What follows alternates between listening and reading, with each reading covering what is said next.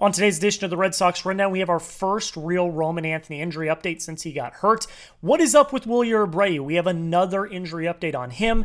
We got a big update on the Red Sox rotation and the finalized rotation for the rest of the season. We got a big Kristian Campbell update as well, and the Red Sox walk off the A's in extra innings. We are going to cover every single one of those stories in today's video. But before we do you want Roman Anthony to get healthy as quickly as possible? I know every single person watching this video, the answer is going to be yes. All I want you to do, put out the good vibes, put out the good juju, like today's video. The goal on today's video is 100 likes. So if 100 of you like it, we're putting out the good vibes to get Roman Anthony back as soon as possible. Welcome in to this edition of the Red Sox Rundown. I'm your host, Jack Lotteray. Thank you all so much for taking time to watch the video. We're going to hop right into it because we have a loaded show today. Roman Anthony, we have our first really substantial update since Anthony got injured because he just hasn't done much because he's been, resting and recovering from his injury. So we finally got an update from Cora that was relatively substantial. Here's what he had to say on Roman Anthony. He said he's walking on a treadmill up to 25 minutes. Yesterday, he told me it was a great walk. Where we're at right now, it's a 25-minute walk on the treadmill. It was great. He's doing better. Still sore, but adding stuff to his rehab. No timetables, of course, but one thing that caught my attention yesterday was kind of like he went to my office and he said, hey, I'm feeling better, And I haven't heard that in a while. That's great news. Now, look, it's not going to, set the world on fire. He's still very far away from doing anything baseball related. He's literally just walking on a treadmill. But for him to have, I guess, a bit of a change of tone and actually go tell Cora, I'm feeling better, that's big because with these injuries, it takes a few weeks for you to not even feel sore. And then, I've heard, some people talk about these types of injuries. Once you kind of get over the hump, the rehab gets a lot easier. So to kind of get through the really rough part at the beginning when you're really sore, you're really hurting, once your muscles and all of that start to finally get rehabilitated, it gets easier. So the fact that we're starting to get that kind of train moving a little bit is good news. Now, Cora did talk about the timeline a little bit. He said he's not going to give any timeline. He said, it's going to take a while. He's doing everything possible to hopefully get back. But again, with the way that the Red Sox are trending, we might not see him at all the rest of this season. But you miss him. You do. You're, I believe, 5-7, 5-8 now without him. It's clear that his presence in the lineup was a really big deal to this team, and getting him back would be a huge boost. It's not going to happen until, at the very earliest, maybe the ALDS, hell, maybe the ALCS, if you make it that far. So, big update, first major update we've had. It sounds like things are starting to move in the right direction, but it's still going to be a while. So much so that Cora isn't even going to give it a timetable. Does Roman Anthony play another baseball game for the Boston Red Sox this season? You type a Y for yes if you think he does. Type an N for no if you think he does not. I'm going to probably say N for no. And again, it's because I'm very pessimistic right now about the Red Sox. If they make the playoffs, I don't think they're going to go that far. And honestly, I don't even know if they're going to make the playoffs. So I'm going to type my N for no. But if you've got the faith, type your Y for yes. Let me know down below in the comments. We got another Wilyer Abreu update. This one's quick, so I'm just going to kind of go through it. Wilyer's hopeful to be activated during the Rays series this weekend. It's not going to be before that. We were talking about him potentially being back at some point during the A's series. Didn't play in game one. That did kind of make sense because there was a lefty on the mound. Then Cora said yesterday that he suffered, some sort of setback or he was sore or whatever, so he wasn't going to play yesterday. And then Cora said before the game last night that he wasn't going to play today either. So I don't know. I don't know what's going to happen. Here's what Cora had to say on Wilyer. He said he's going to run. He's not going to run the bases. He's going to sprint and do other stuff. Baseball-wise, it doesn't look like it'll be tomorrow or today for his return. We just have to be patient. So he sprinted yesterday. At the time of recording this, have not heard anything from Cora on how that went. So hopefully this weekend, I don't know. I'm not going to go too much more in depth on this because we talked about this literally 2 days ago. And so, yeah, I don't really know where we stand with Wilyer at this point. Hopefully it went well, and hopefully he is back this weekend. You need him in the lineup. I think we all agree with that. Another move that happened yesterday that was kind of big was Cora basically solidified the rotation for the rest of the year, and he picked Kyle Harrison as the starter for the rest of the year. We were all wondering who's going to start one of the games in Tampa. Crochet's going Friday. It was announced that Connolly Early would go on Sunday, so who's going to go on Saturday? It's going to be Kyle Harrison. Payton Tolle is going to be working out of the bullpen for the rest of the season. I'm totally fine with this. I honestly think Tolle, with his arsenal right now, is probably better suited for the bullpen. And with Kyle Harrison showing that he's got some good stuff, both with his fastball and with his secondaries, it makes more sense for him to be the starter. Now, will he go long? I don't know, but I do think of the two, right now, where we stand, it makes the most sense. So I'm all for this update. I like what Cora's doing here. You have a solidified rotation of Crochet, Giolito, Bayo, Connolly Early, and Kyle Harrison. See what they've got. Early and Harrison have both showed good things so far up here in the majors, so I'm all for this. I actually feel relatively confident in this rotation, more than I did when Buehler or May were in it, so I'm good with this. I think that all five of these guys can give you really clean quality starts, and I'm very excited to see Harrison make his first start for the Red Sox on Saturday. Let's talk about Kristian Campbell, and then we're going to talk about the game. Chad Tracy, it's the last week of the Woo Sox, by the way. This is the end of their season this week. Kristian Campbell started again last night in right field, and Chad Tracy gave, the Woo Sox manager, gave some insight into where he sees Campbell playing, in the next few years in his career. And this is via Tommy Castle, who, like I've already said, has covered the Woo Sox. He's done a fantastic job, so follow him on Twitter if you have not already. Here's what Chad Tracy had to say. He said, "I like him in the outfield.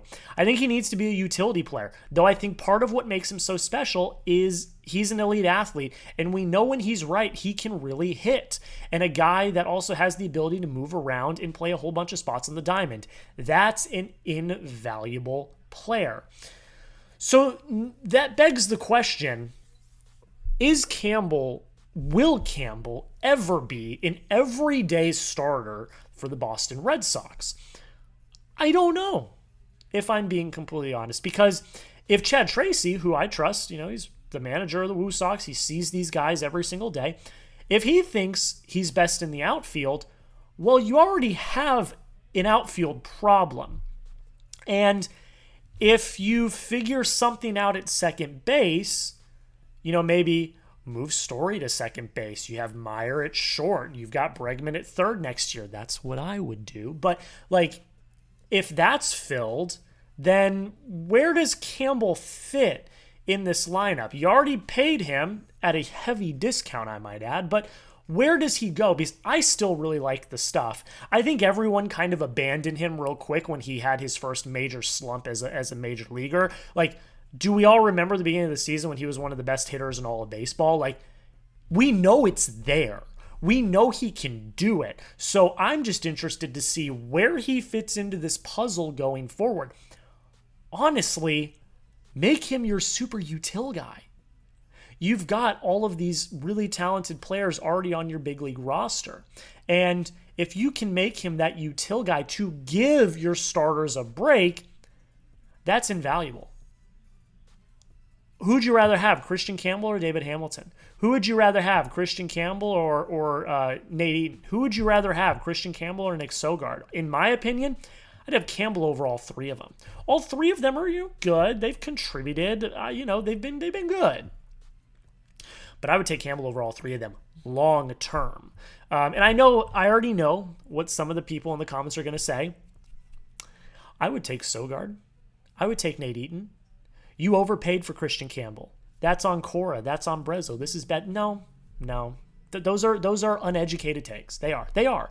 Campbell, under the hood and outside, just what you see from the traits outside, is a much better, much more dynamic player than either Nate Eaton or Nick Sogard. Nate Eaton and Nick Sogard have been great this year. They've done awesome. Yes, of course. They're not everyday major league players. We saw that 2 days ago when they both botched a fly ball in like the intermediate portion of the field. Like, they're not everyday players. Kristian Campbell could be an everyday player, but he could also be that super util that plays the infield, plays the outfield, can hit really well. I would be so down for having Kristian Campbell be your super util guy for the next decade. Let him be the guy that slots in every other night for someone that you're going to give a break. Let him be the guy that if someone goes down with injury, he can easily slot into any position you need him. I am all for that. I'm really, really for that. What do you think Kristian Campbell's role going forward should be? He ain't going anywhere. You paid him a contract, and you have invested in him. And I think that he could still be a very dynamic player for this team. Don't have recency bias on a few bad months. He was a rookie. Get over it.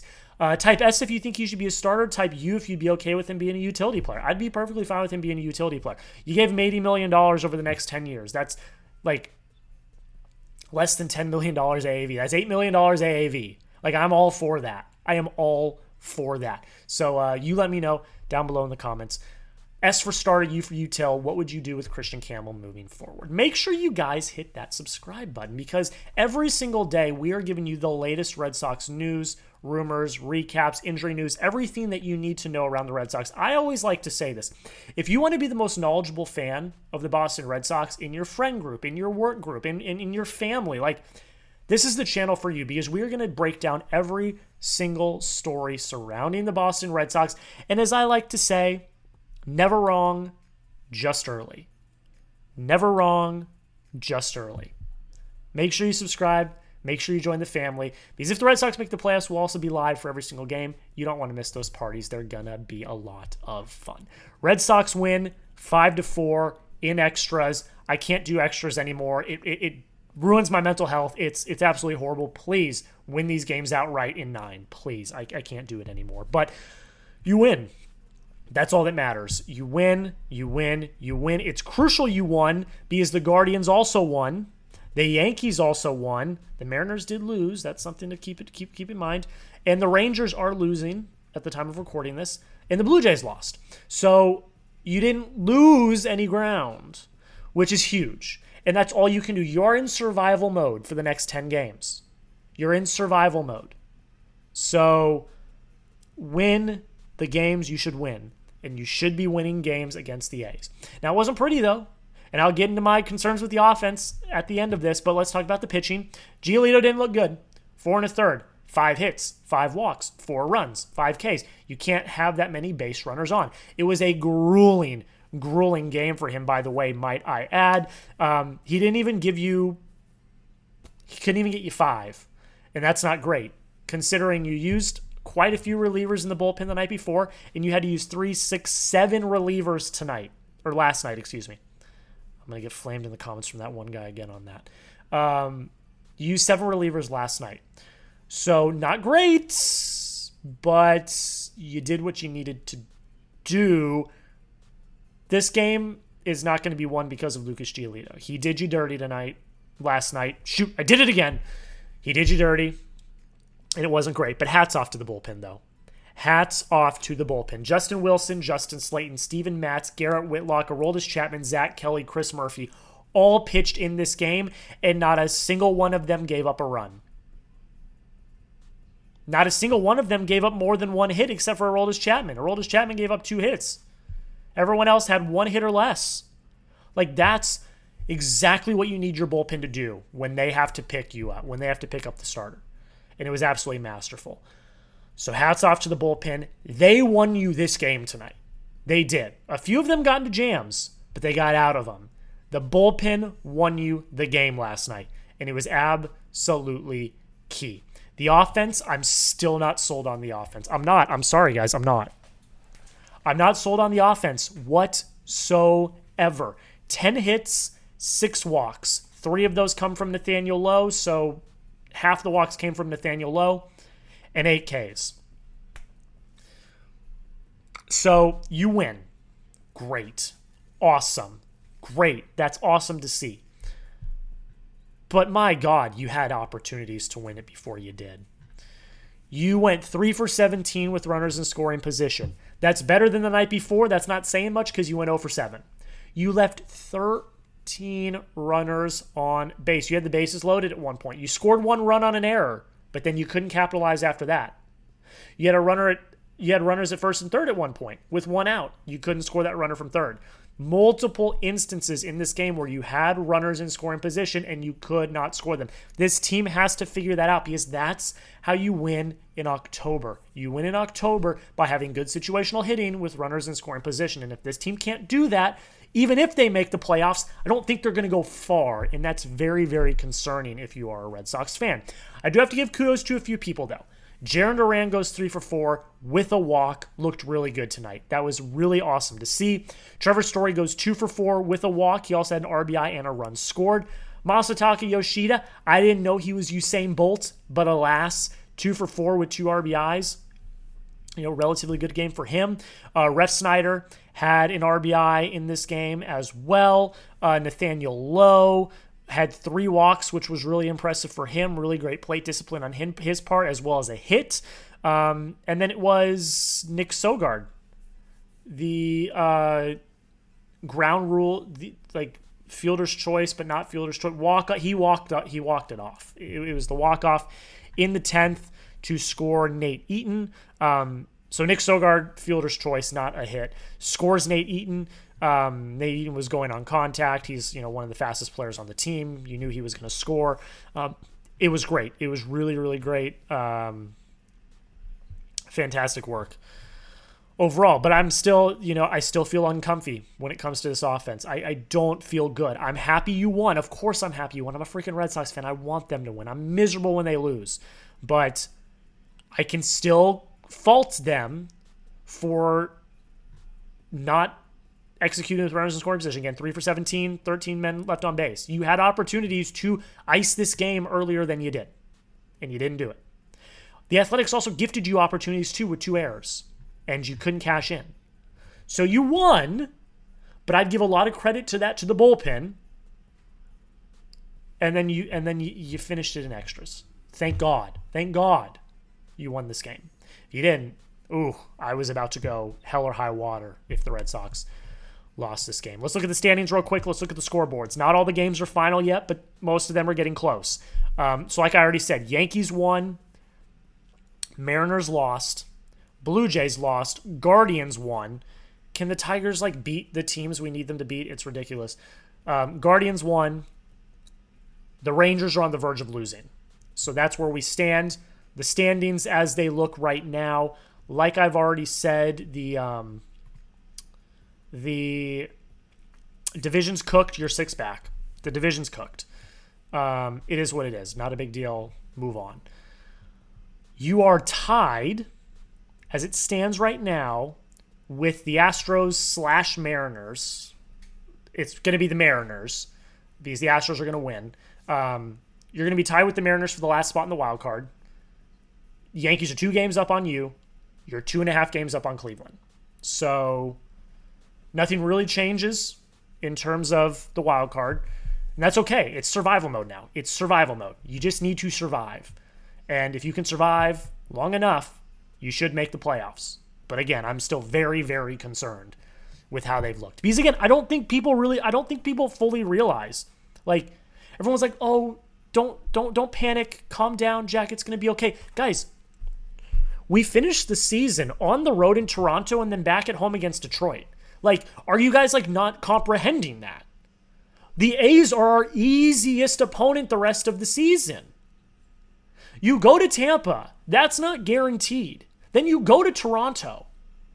And then you come home and you play the Tigers. That's not easy, guys. So, everyone's telling me to relax and calm down, but no, there's a lot of losable games over the rest of the season, and I don't know why people aren't grasping that concept. You play 2 really good teams, 2 playoff teams to end your season. One of them on the road. Why? How is that not computing for some people? I have every right to freak out because the rest of your schedule is really freaking hard, and you haven't proven that you can score runs. So I'm concerned still. Good win. Great win. You needed it. You should have won this game. But I'm not comfortable still. I'm still not comfortable. You let me know, do the Red Sox make the playoffs? Type P if you think they make the playoffs. Type C if you think they're watching the playoffs from Cancun. Let me know down below in the comments. I want to hear your thoughts. Make sure you hit that subscribe button. We'll be back later today with another short recapping the game. Then we're going to be back tomorrow with another full-length video. Make sure you don't miss it. Join the family today. Like I already said, become the most knowledgeable Red Sox fan in your friend circle. I guarantee you will if you watch these videos. Hit that subscribe button, join the family today, and until next time, go Sox.